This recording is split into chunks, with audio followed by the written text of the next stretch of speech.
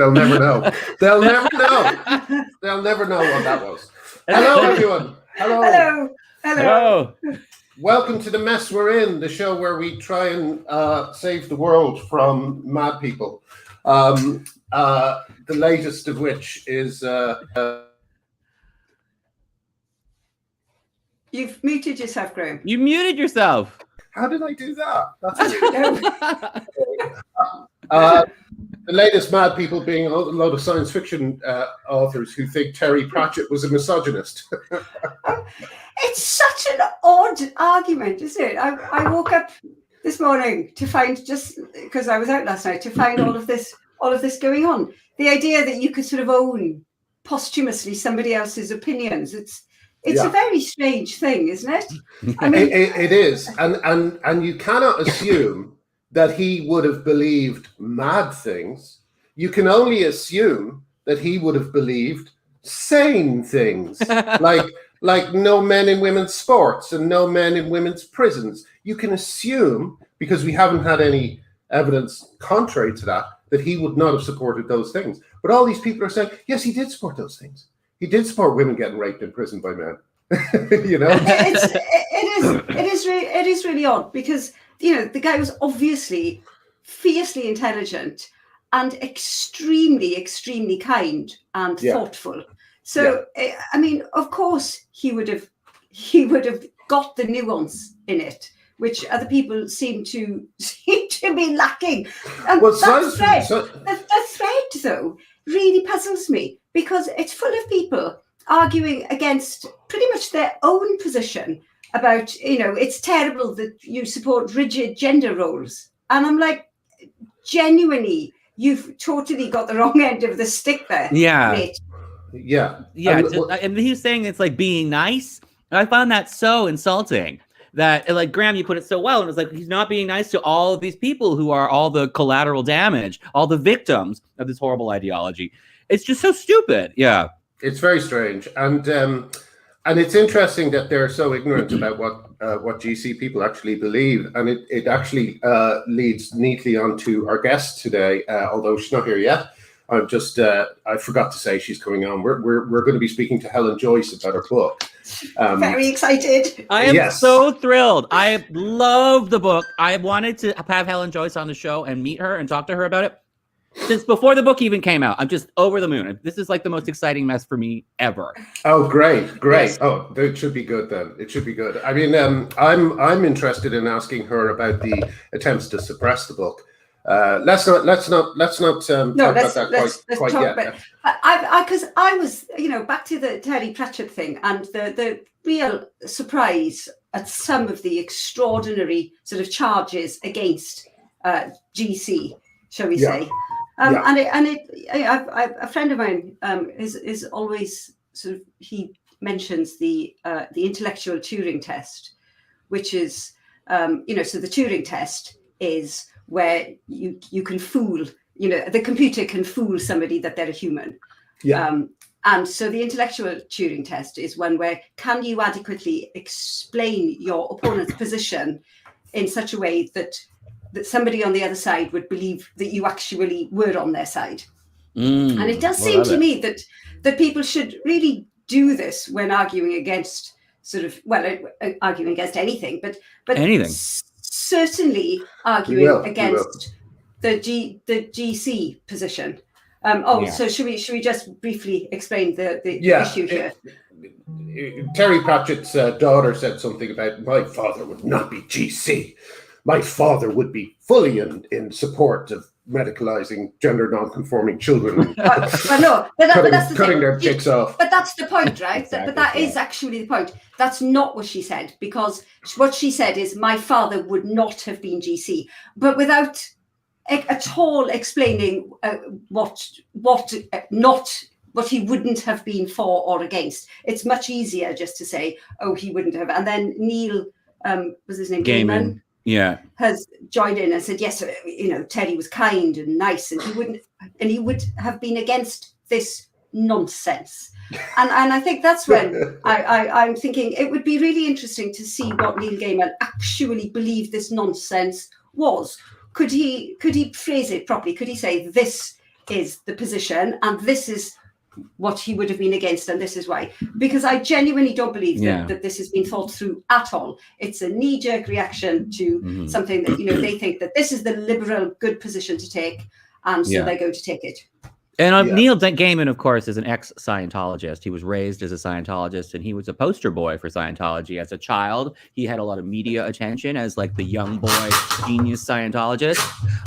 And he's never spoken out against Scientology. So he's kind of used to being an apologist for horse shit, quite frankly.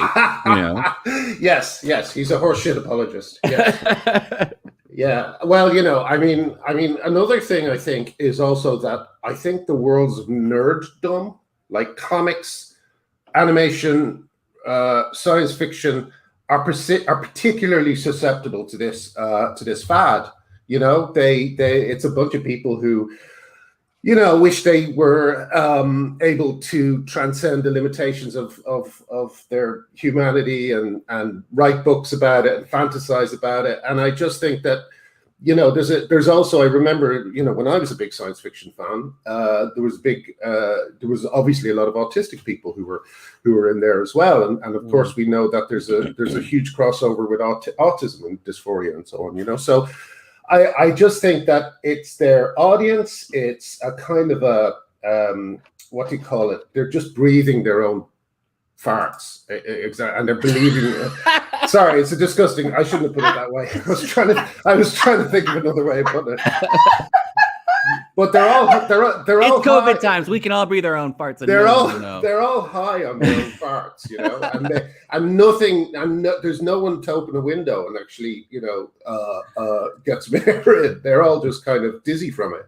So I don't know. What can you do? The only thing you can do is kind of talk around these people, because they're either stupid or mad or scared, and they're becoming increasingly irrelevant to the conversation. We just have to talk around them. Yeah, that's just it. We do have to talk around them. And I was thinking about this. Maybe I should save this for when Helen comes on, but it's about Helen's book. No, I will save that. But yeah, we have to talk around them. But there's something I want to say to that point. We'll get back to that. Remember? Yes. All right. Okay. I'm going to write it down. Yeah. Artie wants to make a point. Yes. They're in one big Dutch oven. Yes, they are. So the other thing that happened today, which I'm going to be coming on at 6 to talk about it again, and you guys are welcome to join me, but I'm happy to do it as a one-on-one as well. But I'm talking to James Esses, who was fired from his job at Childline and expelled as a student from a course he was learning for having gender critical beliefs. Now, the extraordinary is astonishing. Now, when did that happen? Right recently? Because James Esses has been speaking. I think he came on my radar a few months ago. He says May 2021. He was 3 years into a 5-year course to become a therapist, training to become a therapist, and he was fired. Astonishing. Wow. It really is. And the brilliant thing is, they are fucked. They're fucked because Maya won her case. And, now all they have to say is, well, these beliefs are protected, and they're fucked. And I'm really happy. And I'm really happy to see that his crowdfunder is now up to 25,000. So there's only another 25,000 to go. And this morning, when I put some money in this morning, it was at like 9,000. So yes. This is an important case. You can see it's an important case, and it is, I think, going to use Maya's judgment, which it has already been made. That judgment is there. Yeah. So I think that this is an excellent case to back. And I hope he sues them. I hope he gets massive damages. We need more therapists like James to fight against the conversion therapy that trans affirmation therapy actually is. Therapy is the most important part of this for the people who are experiencing distress, who think they might be trans, or who are falling into the trans whirlpool. Therapy is what they need more than anything. So we really, this is so important. Yeah. And this is the other good news, as Rachel points out here. He's got a cracking legal team. He has got Mr. Lord, is that his name, who did Maya's case? Not Lord, no, I might be getting mixed up with someone else. And he's also got oh, I forgot her name. Someone will write it in the notes. The woman who successfully was it Birmingham University to kind of apologize for how they treated Rosa Friedman?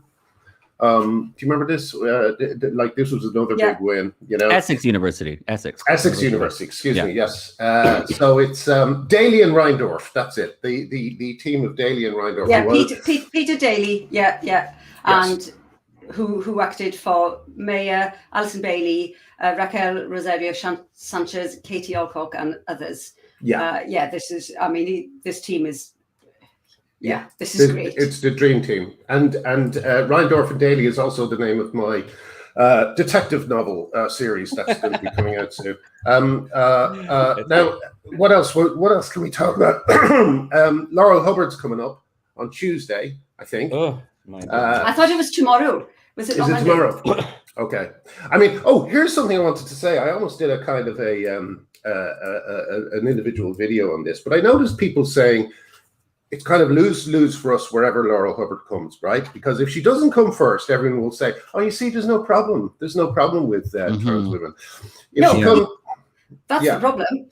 Yeah, but if she comes third, there's this problem. She comes second, there's this other problem. Here's the thing about Laurel Hubbard: do not be results orientated with Laurel Hubbard.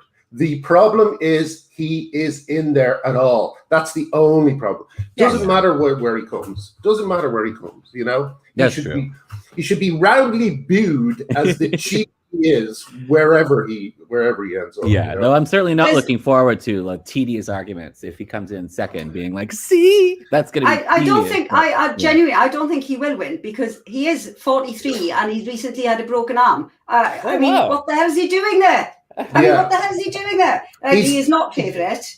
He's not 20 years older than the other competitors. 20 years.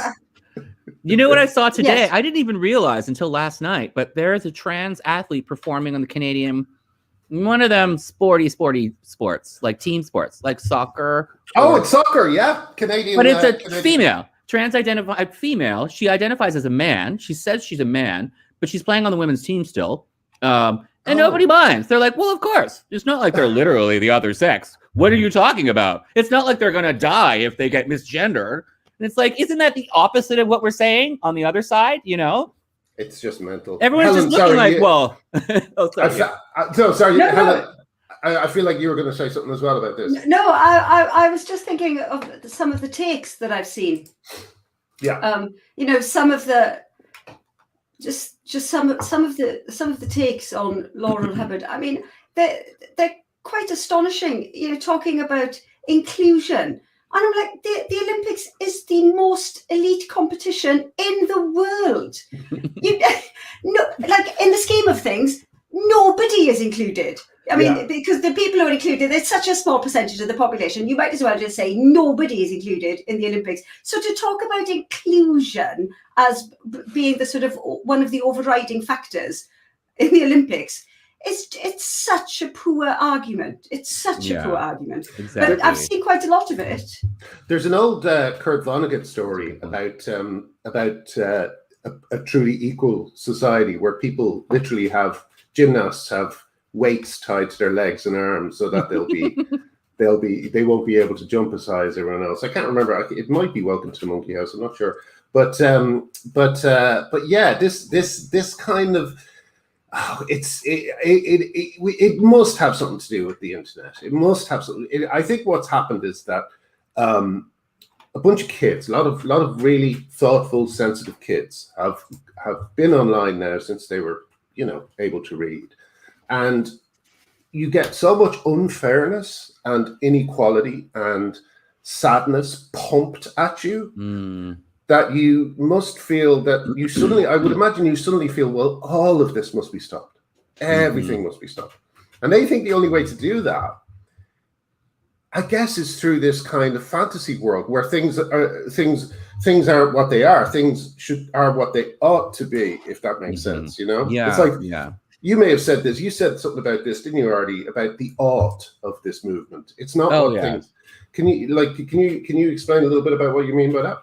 Well, yeah. I mean, the is ought distinction. We all know what that is, right? That's from David Hume, the philosopher. That there's a difference between whether something is true or false, or whether something should be should things that should or shouldn't be are moral questions, and things that are and are not are questions of observable fact. And of course, that's what queer theory and postmodernism does, is blur the difference between what should and shouldn't be and what is and isn't, when they're two separate spheres of understanding.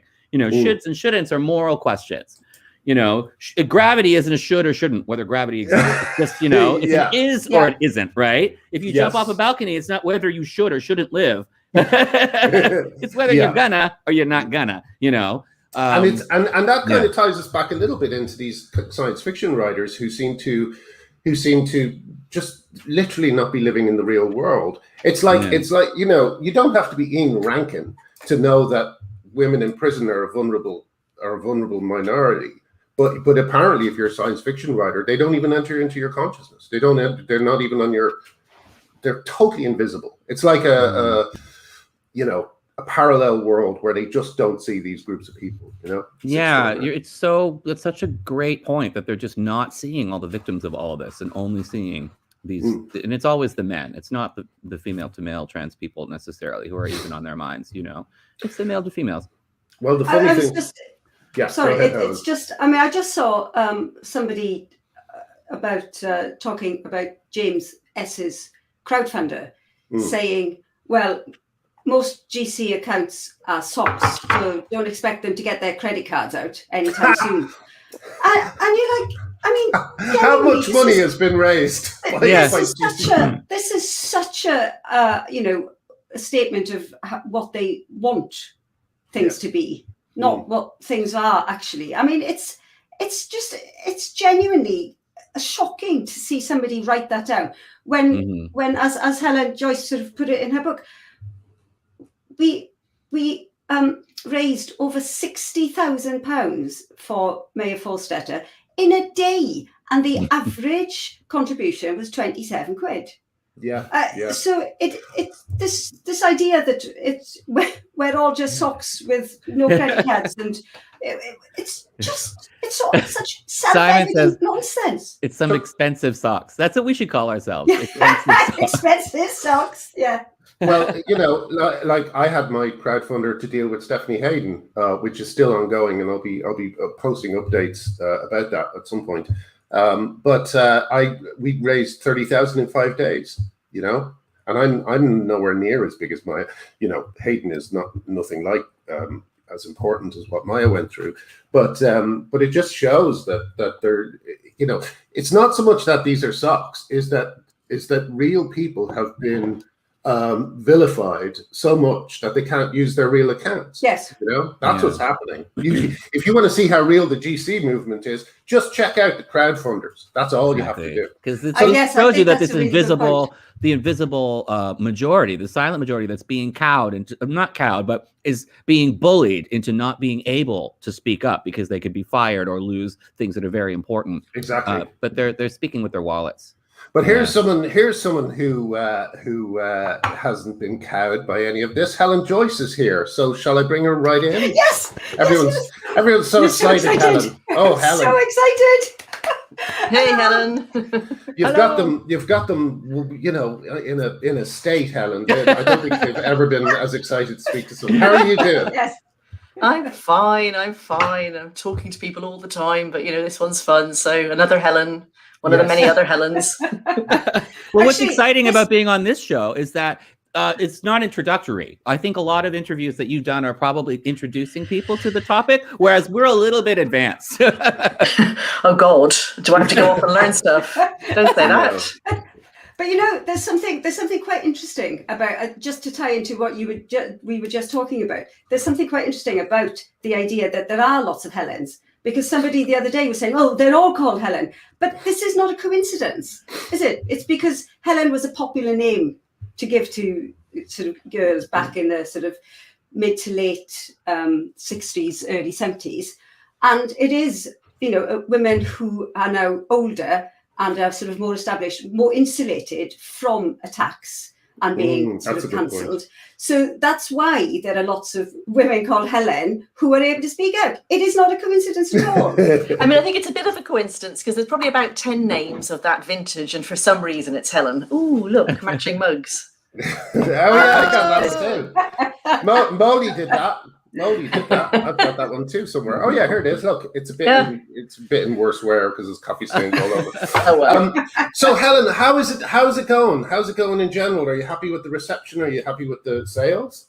Yeah, I mean, I didn't think a year ago when I was hoping to get a book deal that I'd end up in the top 10, so that's great. And it's in the top 10 for the second week again now. So yes, it's brilliant. And it seems to be happening despite the efforts of certain booksellers. Can you tell us a little bit about, I think I spoke to you at your launch, and you told me that, tell that extraordinary fact about Waterstones.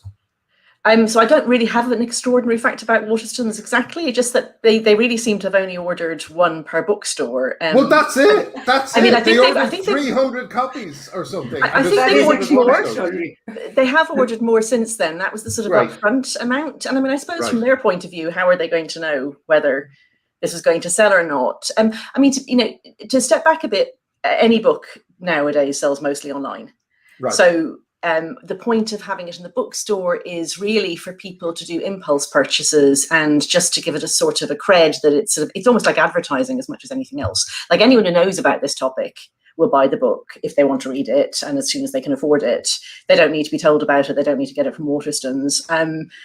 Yeah, it's like, so you buy one per store for the country, which, fine, but to compare it to Blackwell's, who bought maybe the same number, but then they got me to sign some, and then those sold. So they got another order, and they got me to sign some more, and then those sold, and so on. So I mean, Blackwell's had already sold several times that number before the book, before the launch date, actually. Right. So that's excellent. Yeah, that is really excellent. And can I just say, I think it's an excellent book. Thank you. It's extremely readable. And what was interesting for me personally is, having been sort of actually just watched all of this evolve for the sort of last 10 years, I wasn't sure how much I would get out of the book, but I genuinely did. I mean, it laid it out extremely clearly, the sort of the history and the different strands, and it sort of wove them together. And so through it all, you could then see the immense problem that is happening, but with the different, with the children, the sort of the activism, the just sort of everything, and it was so readable. I read the whole thing in a day and a half.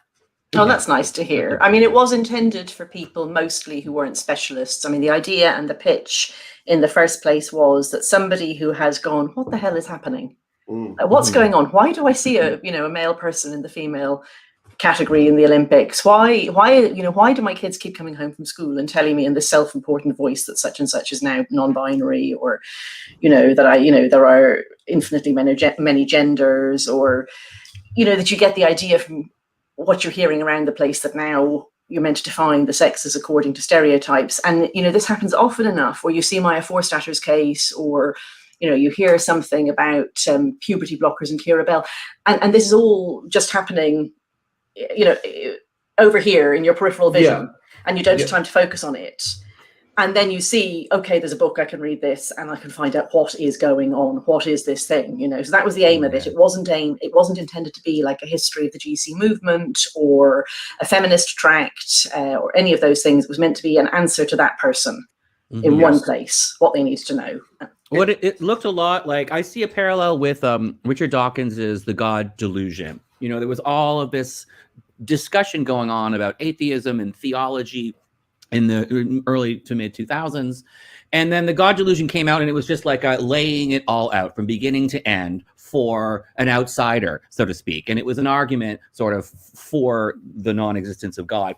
And that book, I think, did a really good job of covering the whole terrain. And I see this as like a parallel to that in some sense, but for the question of whether gender identity ideology is true or false. But there's a significant difference, and this gets to the point that I was talking about before you joined us, how we have to start talking around people who are arguing for gender identity ideology. And I think a lot of that has to do with the fact that on Twitter, say, you're limited to these short sound bites, so you can't make long arguments. So everybody's just making these short arguments over and over again. And what I love about the book is that once you actually have a long time to really get into this discussion, you can dispense with whether or not gender identity ideology is is believable very, very quickly, and then you can move on to all the problems that it's causing. And that's what I loved about the book, is that you really dispensed with it right at the beginning. You were like, this is what gender identity ideology is.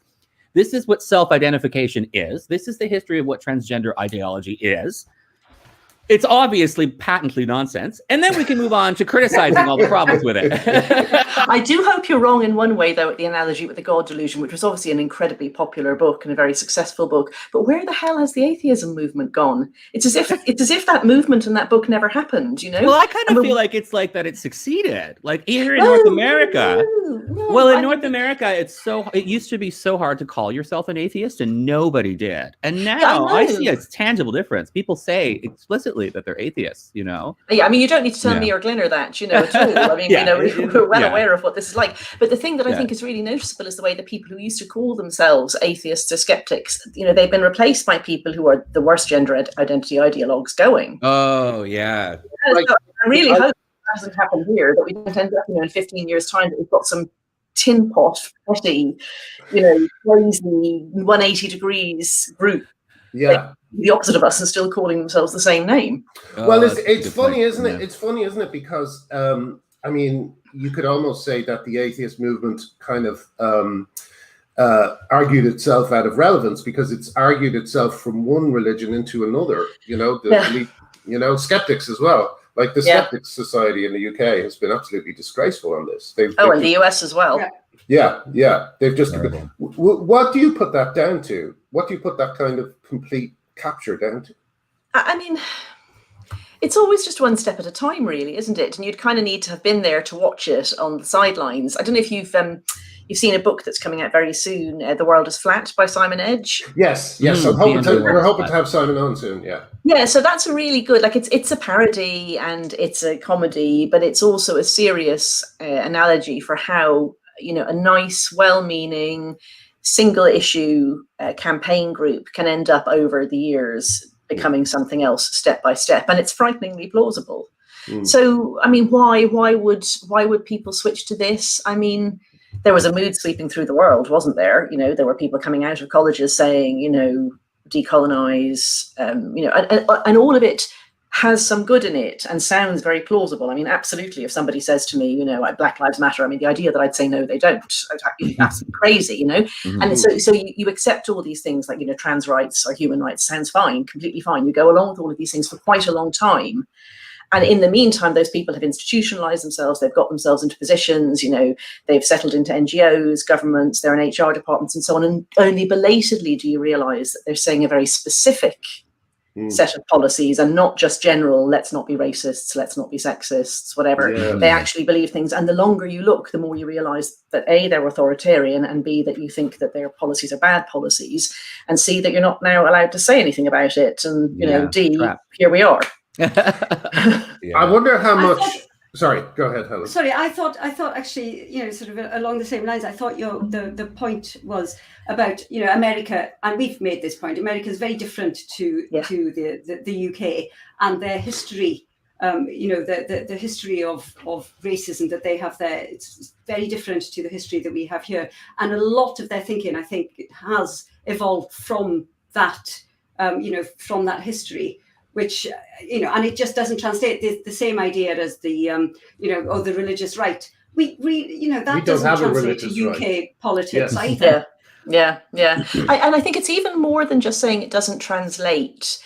America has a reflexive cringe on thinking about inequality because of the legacy of slavery and the Jim Crow laws.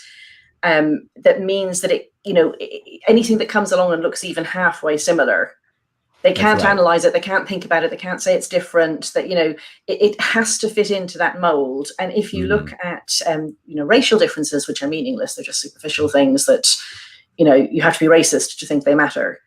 And then you try and slot in the differences between male and female into that pattern, and they actually do matter in some circumstances. I mean, lots they don't, but in a few they do. Then you've messed up before you start. But then I think a lot of Americans hear somebody saying, well, look, there are genuine differences between male and female people, and they need to be accommodated separately for certain things, as you saying the same about black and white. That's right. Which would be nonsense. But but because you're doing a reflexive cringe, and there's this whole horrible bit of your history in your mind that you don't want to examine because it's so painful and so disgusting, and you're so scared that you'll transgress. And I think there's a lot of shame as well. I mean, there's a national shame there, isn't there? So you leave all of that untouched, but you're willing to fight over here instead about things that actually aren't that at all. And the more somebody tries to say, but I'm not talking about race, the more they think you're a racist, And they really haven't. Like there are the race issue in the United States hasn't really been resolved so much as it's been sort of quietly put aside and left in a way. So that an issue like this that looks superficially similar, it just frightens people because it means they're going to have to open up the race issue and really sort of do the work that they haven't been doing in the United States. I mean, I would say that they're trying to do the work now. I don't know that it's all very constructive, but I would say they are. Yeah, that's a great point. Yeah. Did you? How? No, I haven't finished the book. I'm sorry, Helen. I've just been. I'm going off the show now, Graham. I'm so sorry. I'm greatly enjoying it, and I was told a lie. I got on here under false pretenses. But I did like the thing that's already that I've already found fascinating is the history of it as a medical fad and as a medical experiment, which is essentially what is still going on, is that these children are being experimented on in the name of something that has not only been proved to not work, but it's been proved to be sometimes harmful. Suicidal ideation increases and all these types of things. But as we know, it's impossible to talk about this aspect, this extremely vital, urgent aspect, because of the temperature being kept so high around the mouth of the entrance of this argument, right? How much do you like? I have a theory that that temperature is kept high because of academics who are basically bluffing, right? And they're referencing other papers that are also nonsense. They're creating a body of I mean, this isn't my theory. This was put forward by Helen Pluckrose and James Lindsay and so on. But it's like a kind of a fraud in academia that's being generated simply by the release of all these papers that refer to each other and create a fake mountain of evidence, right? Yeah. How much do you think the ferocity that people like yourself faced, people like I've faced, we've all faced, the anger and the accusations, how much of that do you think is academics trying to protect their ass? I mean, I'm sure that is a lot of it, but I don't think it's conscious. Like, right. I don't think anyone could think to themselves, queer theory is a total load of old toss, so I'll spend my life in it. No one can do that. It'd just be too boring. So they must find it in some way interesting or appealing. And since I never have, I can't imagine what the appeal is. I mean, I literally can't imagine. I couldn't even try to explain why someone would do a degree in such a thing. But obviously, a lot of people do find it appealing. Yes, and I guess it feels edgy, and superficially, it looks like you're smashing the patriarchy, and you get to say things that differentiate you from boring older people. I don't know, whatever how it all adds up.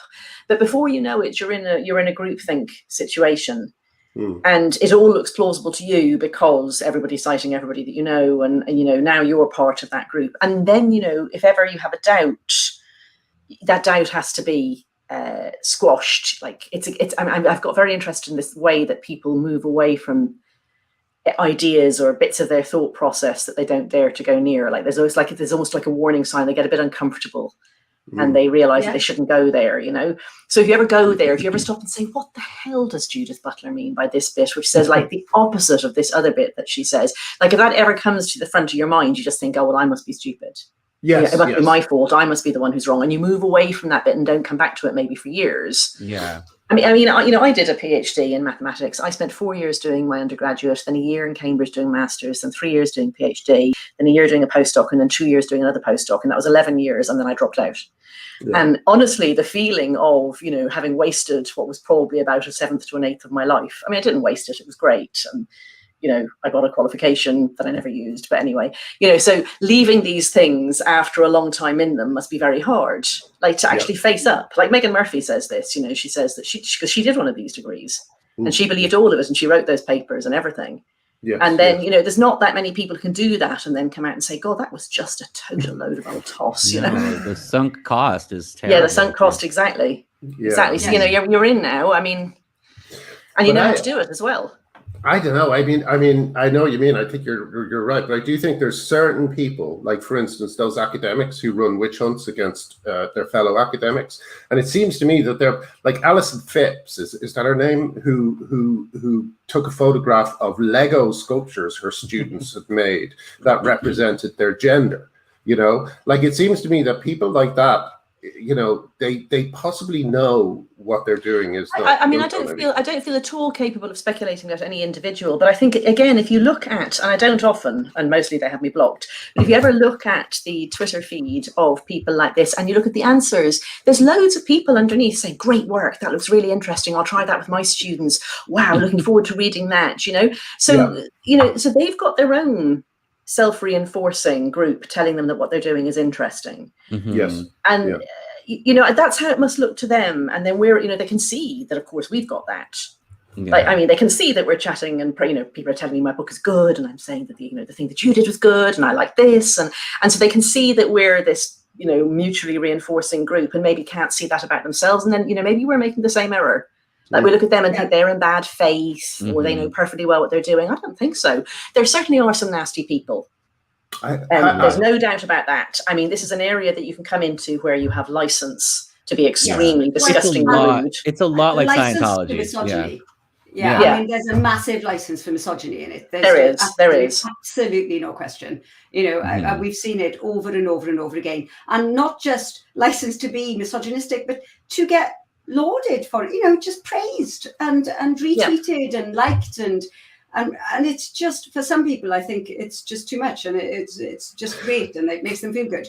Kara Dansky said that I know she's joining us here, but Kara Dansky said something that was reflected by, who said this to me the other day? Someone else mentioned this to me.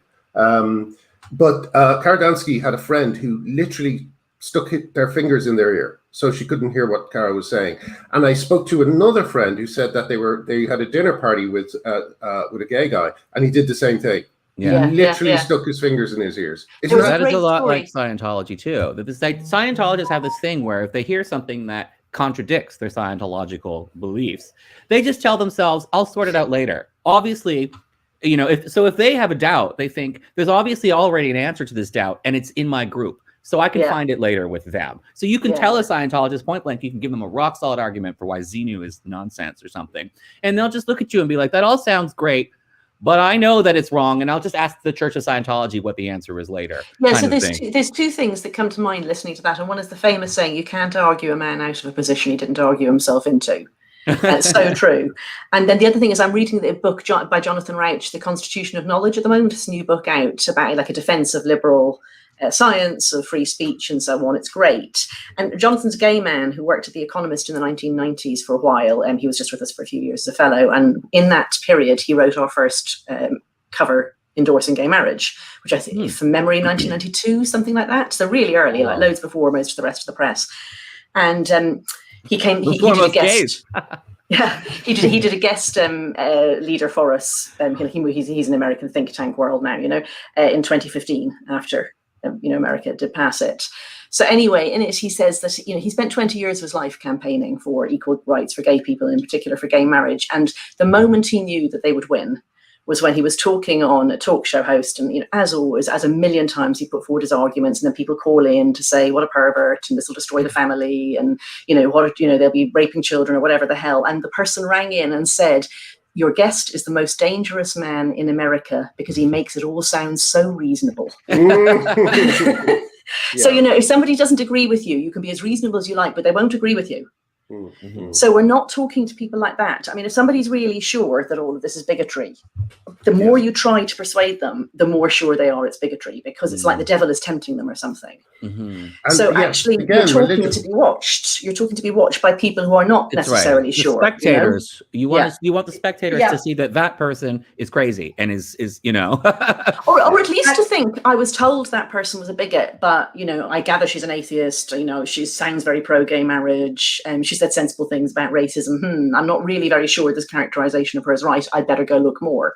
That's what you want. Yeah, I've got that. Actually, I got this highlighted on my Kindle copy of your book about J.K. Rowling, where it says, the true danger was that readers might find it convincing. That's why, people are saying it's too dangerous. It's dangerous. Don't read it. I've deconstructed it so that you don't have to read it because it's too dangerous. Yeah, and if you look at it, I mean, there's not one dangerous thing in it. She doesn't tell you how to make bombs. She doesn't try to incite suicide. It's completely absurd word to use. So yeah, the only danger has to be that someone might believe it. Well, it's a wider thing than just our thing, because although having said that, this could have been because he was talking about gender issues, but the Dave Chappelle special, one of the most revealing moments in this whole fight was when the Rotten Tomatoes gave it a critical rating of something like 0%, and then they opened it to the public, and the critical rating was 99%. Yeah. And the critics, including all these places like Slate and The Guardian, places which also are spreading the story that the Wee Spa story is a hoax, which is just the most extraordinary failure of journalism I think I've seen in recent years. But these same papers were saying, literally, don't watch it about Chappelle.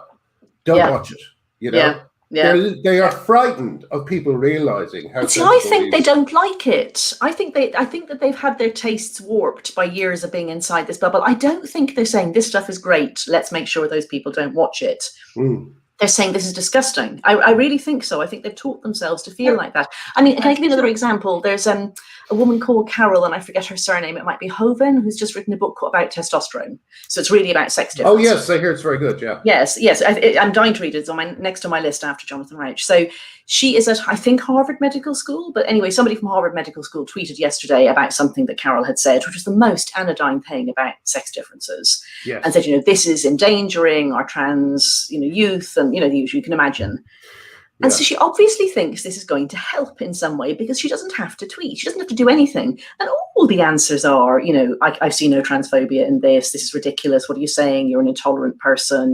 It's just hundreds and hundreds of people. So she must think that she's right because and that everyone's going to agree with her or she wouldn't have tweeted. That's the thing that amazes me about these people. They think everyone else agrees. Yes, I totally agree. It's like I saw there was just some academic on the weekend, or just tweeting out, which I thought was just nonsense, saying, listen to the science, listen to scientists like me about just something so obvious. And then afterwards saying, well, don't read the replies because the replies, it's full of hate and transphobia. This is the point, isn't it? You've tweeted something out and you don't even feel the need to read the replies. You're so certain that you're right. You're so certain that you're right, and that anything in the replies, anything that disagrees with you, is hate. That you do, but they do believe it. They must believe it. Yeah, they must. Yeah, I was in my day job this week. We ran a story about schools in Northern Ireland and efforts to integrate them because kids are mostly educated very separately. And it's not that they're indoctrinated in separate schools. They're not at all. It's just they live in segregated areas as well. So if the schools are segregated and home is segregated, you're never meeting anyone of the opposite of the other religious group, And it finished with this quote that, this poet who went into a school and was doing a writing workshop, and one little girl put her hand up and said, why did a loving God make Protestants? And wow. I mean, this is a while ago now, I think, but it just shows you how when you're in your group and everyone thinks the same as you, it doesn't occur to you that it looks different from outside, and so you and then you reinterpret anything that you see, or you interpret anything you see it from outside as hate, or more evidence that they're devils, or the devil is very persuasive, or whatever the hell, So I don't know what was going through this Harvard woman's mind when she did this multi-tweet, sanctimonious bullshit. But she must have thought some combination of everyone agrees with me, all right-thinking people agree with me, anyone who disagrees with me is a bad person. And then I think quite an important one is she's showing to all the people in her own group what she thinks. Yes. She's standing up to not be associated with Carole Hooven. Because that's very dangerous to have someone in your organization say something like this. You have to immediately denounce them in case you get contaminated, Yeah, but it's not that she's thinking, it's really not that she's thinking, well, obviously Carole's completely right about everything, but, I've got to lie. I'm certain of that. I'm certain it's not that, whatever else it is. But also being the diversity and inclusion sort of lead, I think, she had to. I think she was pre-selected. Yes, she's pre-selected into that job. That is true. You don't get that job if you don't think that way. No, that's fair. Do you think, Helen, that this might be a... Sorry, Helen, do you want to... No, I was going to change the subject, so you carry on. Well, this is something I've often mentioned on this show. The story of how con men used to love New York because New Yorkers thought they were smart. Yeah. And so they would go to New York because New Yorkers thought they couldn't be fooled, and it was the con man's favorite place. Do you think that...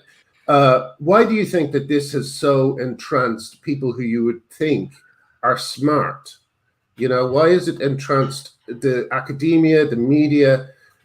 Why has it captured so many organizations filled with supposed intellectuals? I mean, it comes out of universities, so that's one reason, specifically American universities. That's where it was created.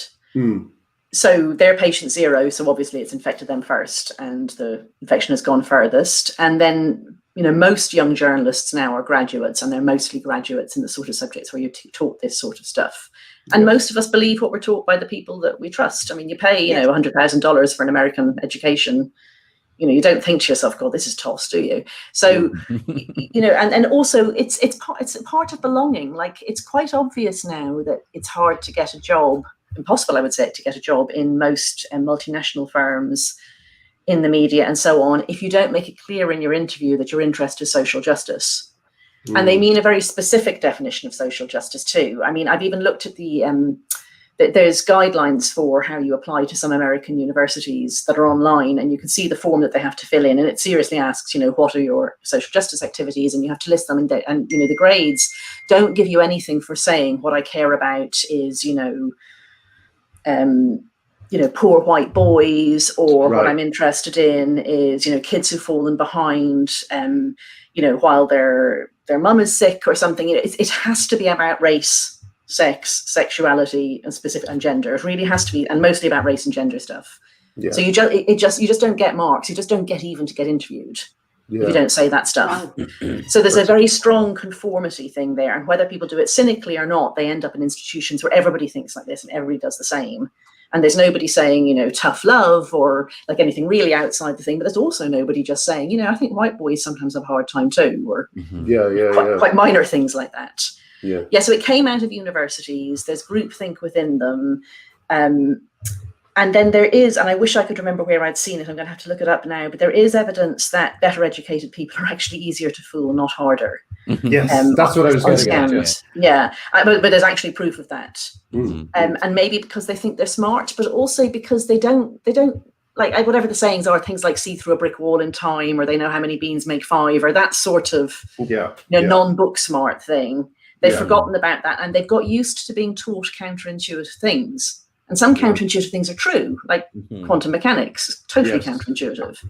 So they don't have the sense to just say, nonsense, not falling for that. You don't let men into women's sports. Ridiculous. Yeah, they're used to overriding their common sense with more abstract ideas. And to good purpose sometimes. But then something comes along like this that looks like it's one of those things where you override your common sense because there's a higher truth or a deeper truth or a more subtle way to look at it. And you don't have that, you don't have a bullshit detector that tells you bullshit. Which is presumably why your average person on the street, when you actually do a poll and ask them, they are like, no, of course not. Like, exactly. Of course not. Of course, men shouldn't play in women's sports. And of course, women should be able to undress without a person with a penis in there with them. It's quite frightening, isn't it? I mean, we are in the minority in this world of publishing and media and YouTube videos, but we're not in the minority at all in the wider world. Nope. In the wider world, everyone agrees with us. It's such a strange position to be in. But it's not an unusual position. These things happen over and over again. I mean, it's how if you're in a dictatorship, most people think the dictator isn't good, but they can't say it. But other people, but nobody knows how many other people agree with them because you can't say it. Yes. Yeah, So that it's a bit apparently like that. happened towards the end of the Stasi. Stella O'Malley was telling me that towards the end That's right. of Stasi years, people just realized, oh, no one else believes in this shit, you know. So All at once. I almost fell out of my chair when I read that part of the book where you were talking. I've been obsessed with making analogies with East Germany in this and how it fell apart really quite quickly when preference falsification, I think it's called, when it all collapsed all at once. I think that's something, I hope that something like that will happen with this. And see, preference falsification is everywhere. Yeah. Yeah. I mean, it's everywhere. Like pollsters know about it. That's why polls. If you ever do opinion polling, a person doesn't ask you and get you to say the answer and then write it down, because they know that even if it's a person you'll never meet again, you probably won't tell them the truth. Like, you'd be embarrassed to say that you want to vote for, the far right or even a Tory or something like that, So instead they get you to enter it on a screen, and sometimes they make it clear that they're mixing up fake answers, like, fake questions and real questions, so they can't even tell. Like, even if they were watching you, they couldn't tell what you were putting in. And it's why when they brought in online polling first, it was very different from in-person polling. There was a big gap, and the online polling was much more accurate because people were less likely to lie to their computers. I think now people fill them in quite randomly, but at first it was a big difference. So yeah, we're always preference falsifying. Yeah, there was something. Oh god, well, someone reminded me. I think I read. It might have been Julian Vigo, who went. We always mention The Emperor's New Clothes as the perfect story for these times. But I forgot how complicit all the advisors were in the Emperor's New Clothes. They all went one by one to these tailors and were shown the beautiful, invisible fabric, and they all went back and said, "Yeah, it's amazing, it's great." And it seems to me that Judith Butler is a similar thing in that no one can quote Judith Butler. Like there may be one or two quotes that people have. I've never heard a quote from. No one understands her. And Douglas Murray said of her, writing this bad is hiding something. Yes. And it just seems to me that that's the threads of what's being drawn out across society, is this unreadable, unquotable,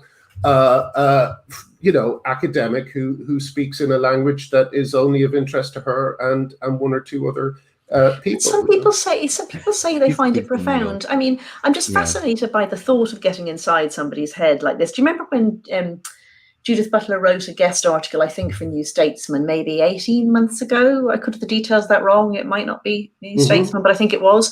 And there were loads of these young journalists here in the UK, like people I quite like their work, going, "Oh, fantastic article, by Judith Butler, just really skewers the turf bullshit and things like this." And you're like, we are just reading different articles. I mean, this is just a series of silly non sequiturs, with a bunch of things where it goes like, if such and such, when that bloody thing isn't true. So, we're getting nowhere with this then argument because it's based on a false premise.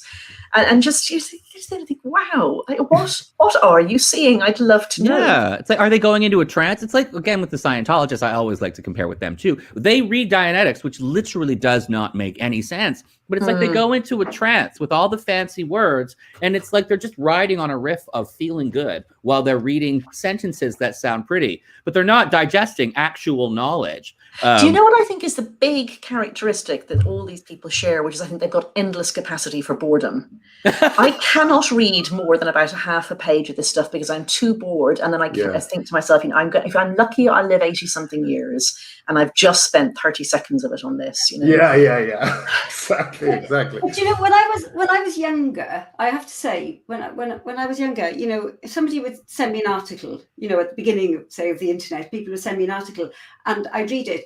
I'd feel sort of not necessarily always able to disagree and say, actually, that article you sent me was just shit. I mean, why have you sent me that? I would sort of, I would take time and read it, and I would say, well, actually, I thought this was sort of good, and this is sort of good. And then I met a group of people who just love to just take everything apart and say, actually, this was really bad. Even people like that they might have really liked, they're willing to say, but actually, this piece of writing is very bad, or I disagree with this. And I learned a lot from that. Just the idea that you actually, you can be critical even of people that you otherwise might like, because otherwise you are almost sort of prone to just sort of going along with them simply because. Well, this is criticism. You think you should. This is criticism proof because it's so unintelligible.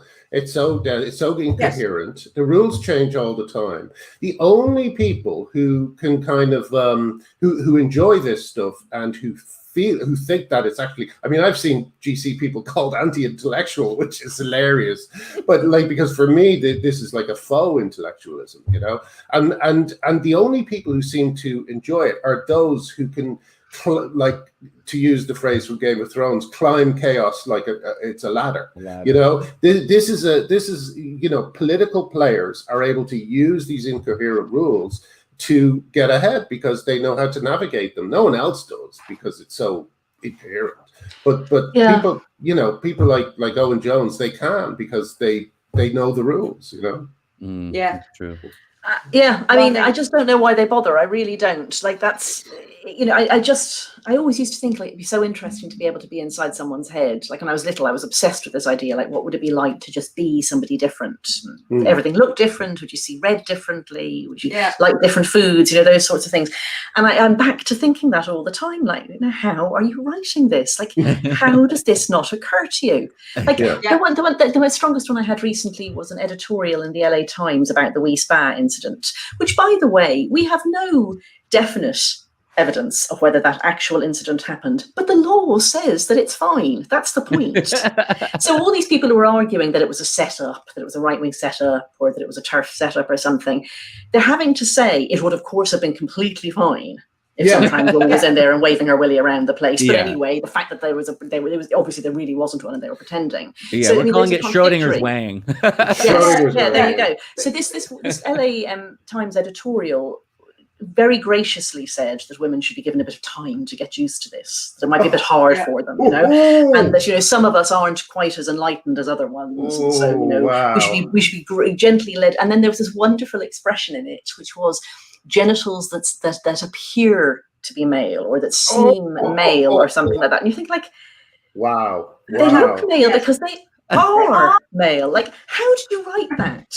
They have bamboozled pure Scientology. It's unbelievable. I know what newspapers are like. I mean, this goes through fact checking. Somebody wrote this, somebody edited it, it got sent to fact checking, and at no point did anybody say, sorry, are you talking about a penis because a penis looks male because a penis is male? Or if they did say that, that was overruled, you know? And it's so dangerous. People think, one of the problems I have with this is that this is so dangerous. This gender identity ideology is undermining the fabric of society. We think it's just a small issue that just affects a small number of people. No, a lot of people go along. We certainly don't. But like you're saying, now you're being forced. You can literally not get a job if you don't go along with this. You can lose your livelihood. You lose your friends. You lose your family. You lose your home. You can end up dead or on the streets for having a simple belief in reality. It's getting out of control, you know? Yeah. And I think the other way it's hard to convince people of this.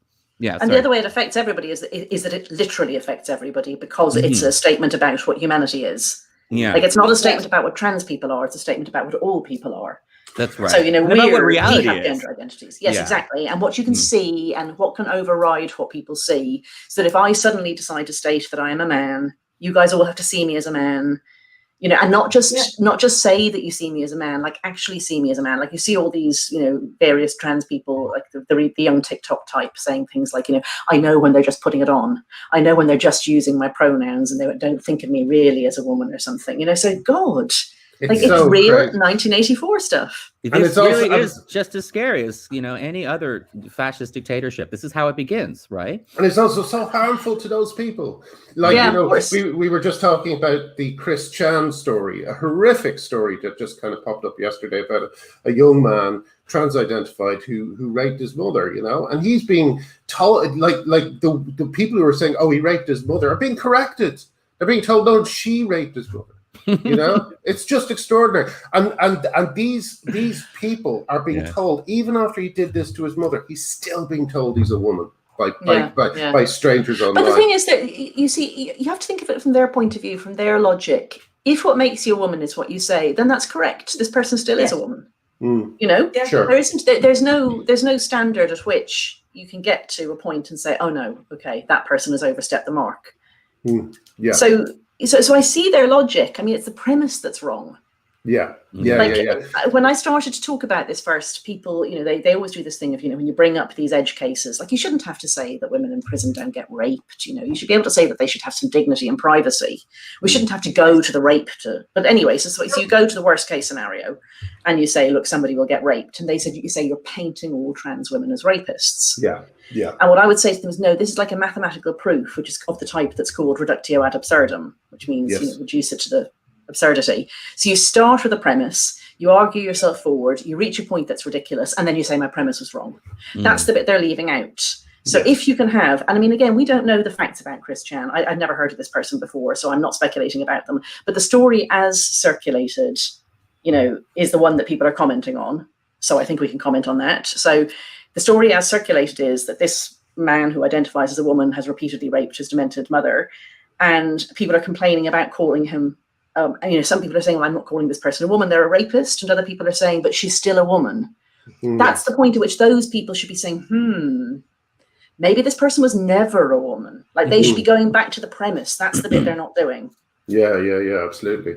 I love the way you take this apart. It's like you definitely are making use of your math degree because you have this wonderful logical way of seeing things. 11 years, Archie. 11 years. I was going to make that point. It wasn't entirely wasted. And you know something, Helen, as well, when you were saying that thing about you didn't feel that you were able to criticize these articles or whatever, I do think it helps that no one's going to tell me that I'm not qualified to criticize what they're saying. I think that's fair.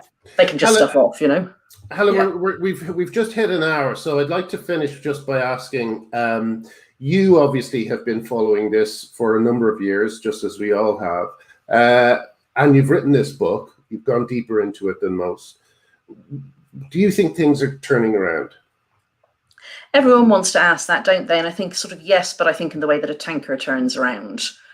I don't think this is something that can easily be set right. I think a window has been opened in people's minds that suggests to them that if you feel shit, you might be trans. And that's something that never goes away again. Like every time we suggest these things to children, that cutting yourself could make you feel better, or that making yourself be sick might make you feel better. There's a big craze, it goes through them, and it dies back down, but it never goes away again. It never goes to where it was, because now that's a culturally, it's out there in the culture, and you can grab onto it if you're very unhappy. So that's one thing that will never go away. I hope it'll die down, but it won't go away. We stopped the legal change, but of course it's in practice. We've gender self-ID in practice in pretty much every situation. So now it's house to house, clear up.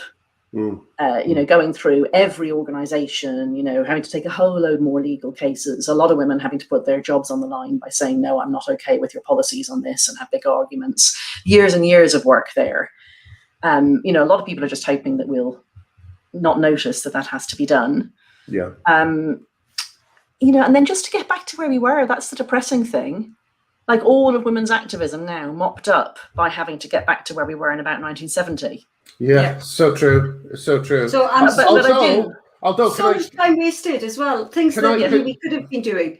But can I introduce one positive aspect to that, which is that I don't think just in the same way that Americans can no longer take for granted the fact that, a president might enter the White House who's completely unsuitable, neither can feminists and their allies ever relax their guard again.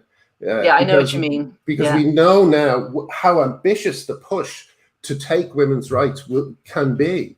And there's a very exciting movement now. That is great. Like it has forged a movement. Yes. So I think there's good that comes out of it, but I think in the end, what the end goal that you want is a return to clarity in law, about what sex means, and that when that matters, which is not very many situations, but when it does, it's sex. We had all of that. Yes. So that's a bit depressing. So and then a lot of institutions have to be got out of the way. There's institutions that are just not fit for purpose. They have got destroyed to such an extent that I don't think they can be rescued. Other institutions still have some good in them, and they maybe can be rescued. So there's just going to be a huge cleanup operation for years and years to come. Yeah, it's like an oil spill, really, isn't it? Yeah, and you're never back to where you were. Not really. No. Yeah. Or it's like anorexia. If there's an epidemic of it, it's never going to go away completely because that idea has been seeded.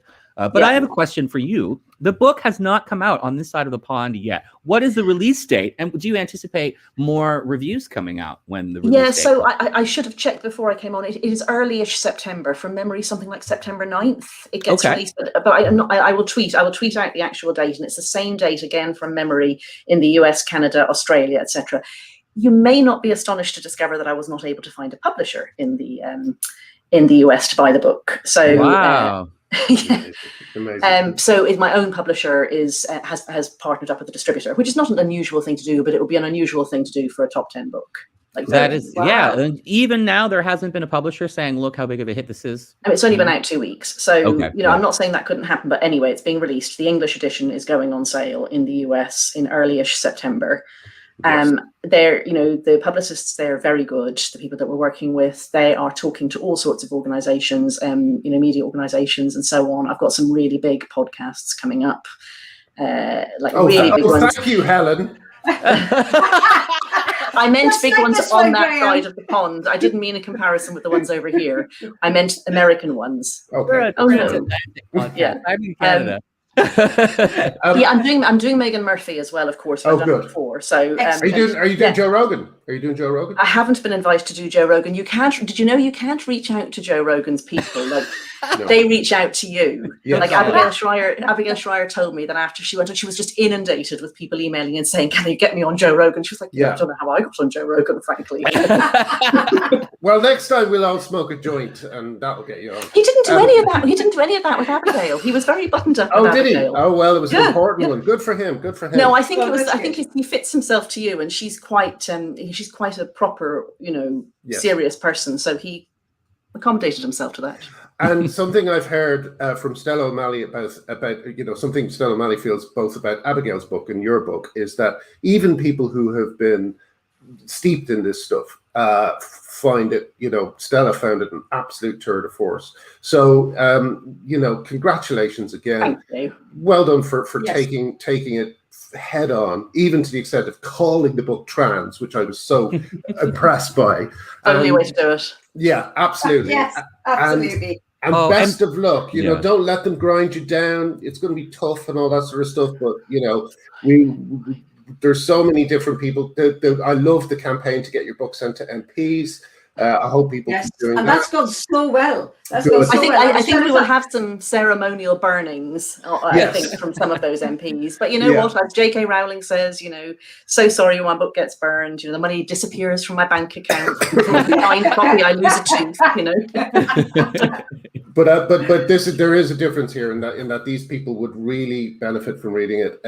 So thank you for writing it, Helen, and I hope you'll come on again after you've had another few months or a year of sewing this wonderful book. Thanks, Graham. Thanks, Artie. Thanks, Helen. Bye. Thank you very much. Enjoy the rest of your Sunday. Okay. Bye-bye. Bye. You too.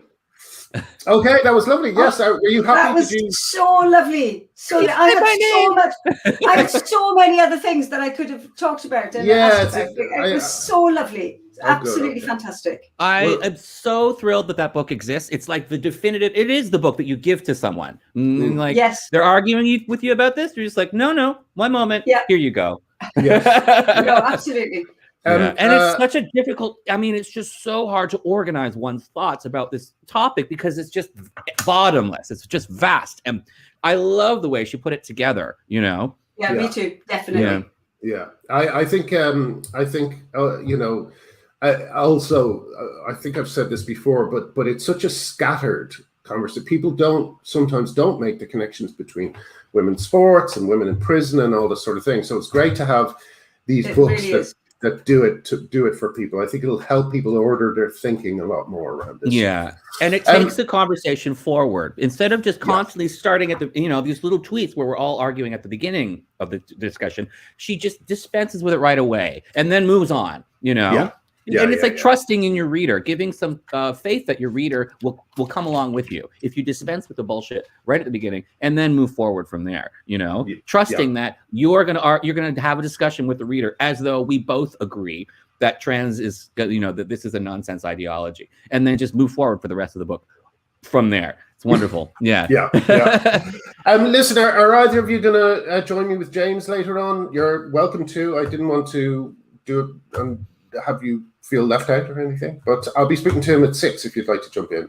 6-1. I will try. I have to help a friend move. It's the first day of the month, and my friend is moving, so I'm Captain Boxman today. But okay. All right, brilliant. Well, listen, I'll share the link so that you can if you want, and I will see you guys on Wednesday. Yes, see you guys on Wednesday. If I don't see you tonight, and I will see James, everyone else, and James Esses in about an hour. And everyone in the comments, hello, Karen Davies, hello. Yes, Karen, Yes, I'm hoping to have you on. We're hoping to have you on soon. So someone will be in touch with you, Karen. But yes, enjoy the rest of your day, and I will see you guys soon. Bye. Bye.